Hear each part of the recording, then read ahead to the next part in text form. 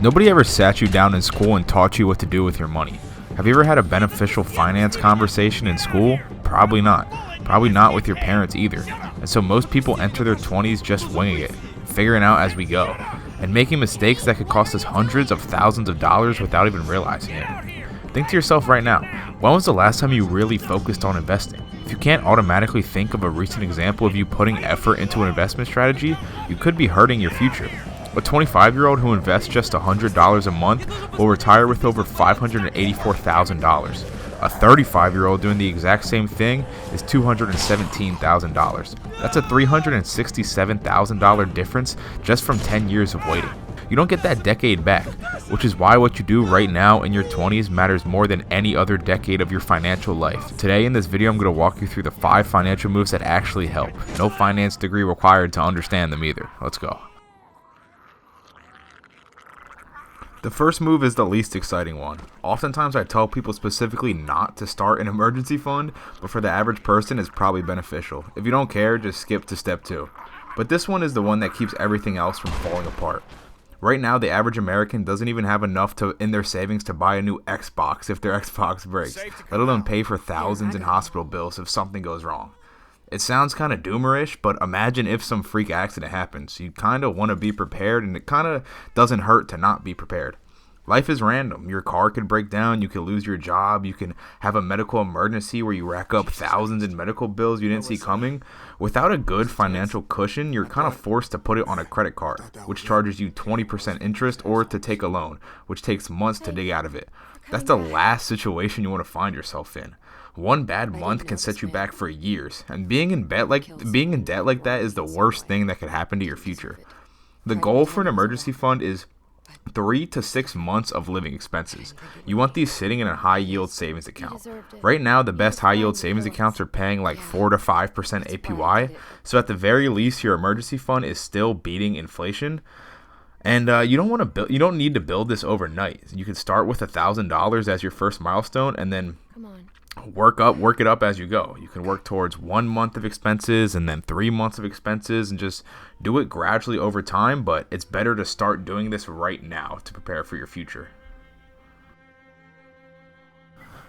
This is the one that most people in their 20s skip because retirement feels impossibly far away, but it's also the one that can produce the most dramatic results. While it's fun being rich while you're young, including a retirement plan is almost never a bad idea.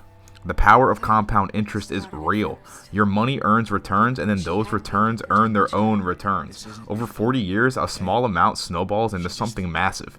By the end of your career or your business or whatever you're doing to make money, your investments are almost guaranteed to make more money than your salary or your business is making you.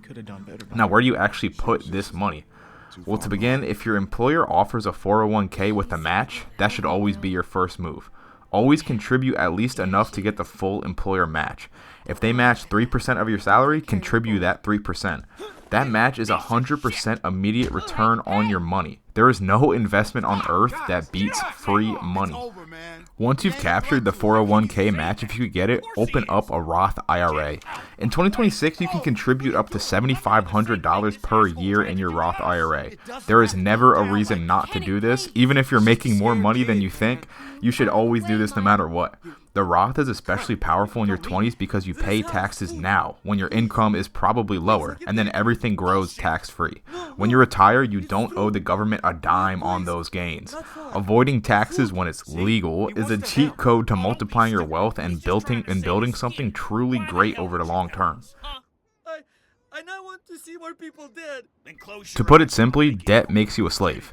Being stuck in a situation where you need to pay back a bank means you are not free, and you're stuck in a place where your mind and your wealth are captured and controlled by the banks. No simple investment reliably returns 20% a year, but your debt can easily accrue 20% a year. So if you're carrying high interest debt while also quote-unquote investing, you might actually be going backwards. The move here is a classic method called the avalanche method. List all of your debts from highest interest rate to lowest. Pay the minimum on everything and throw every extra dollar at the highest rate debt first. Once the highest rate debt is paid off, roll that payment into the next one. Repeat until you're all clear. It takes time, and for some people it could take a lot of time and a lot of life changes.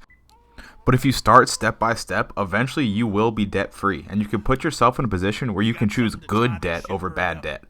One thing that's happening right now in 2026 that a lot of young people don't know about is that the federal government has resumed garnishing wages from people who defaulted on their student loans. If you have student loans, this is not the time to ignore them. Get on an income-driven repayment plan if the payments are too high. But ignoring the debt can now have real, immediately consequences on your paycheck. It sucks to think about it, but the path to freedom isn't always a fun one. Your credit score is basically a financial report card, and unlike actual report cards from school, this one follows you around for the rest of your life. Now, there are a lot of ways around a bad credit score, and you can always be in a position where you can buy a house or take out a loan without a good credit score, but it's much more simple just to have a good one. A bad credit score literally costs you money. On a 30-year mortgage, the difference between a great credit score and a mediocre one can mean paying $50,000 to $100,000 more in total interest. Landlords check your credit score before renting to you, and some employers check it before hiring you.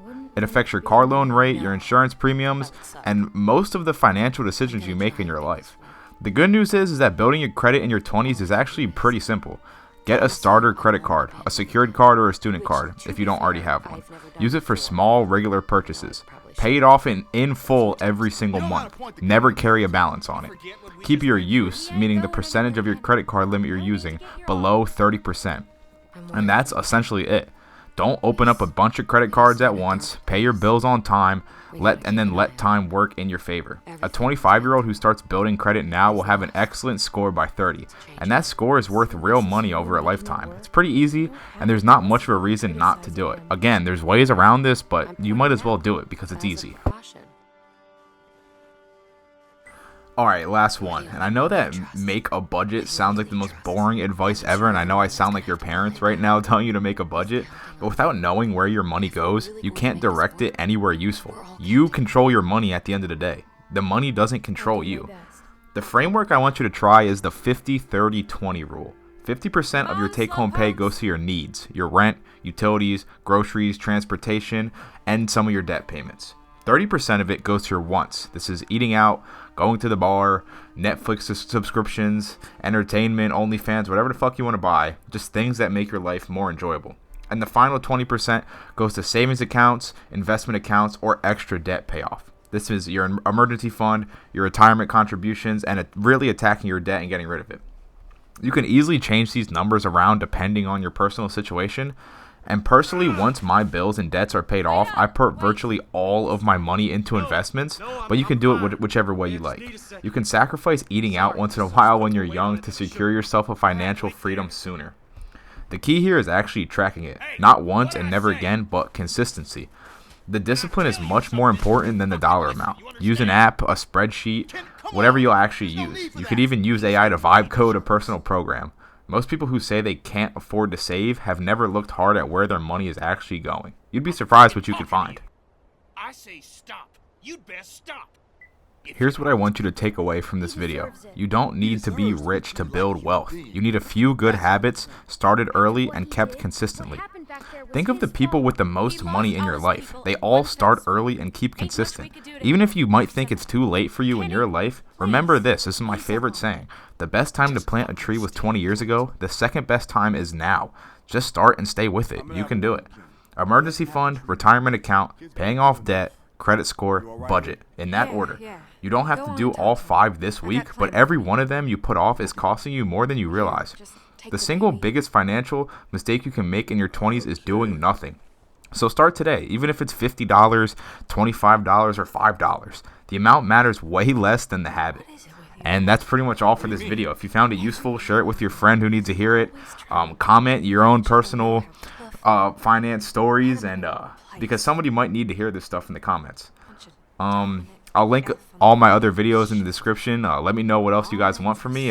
That's all I have for today. Thank you. I ain't that guy. Oh, that ain't true.